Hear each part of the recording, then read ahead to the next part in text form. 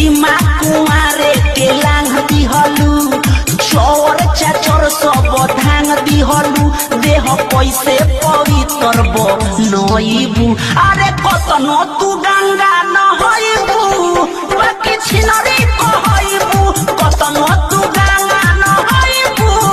बाकी छिनरी कहइबू गंगा नहइबू बाकी छिनरी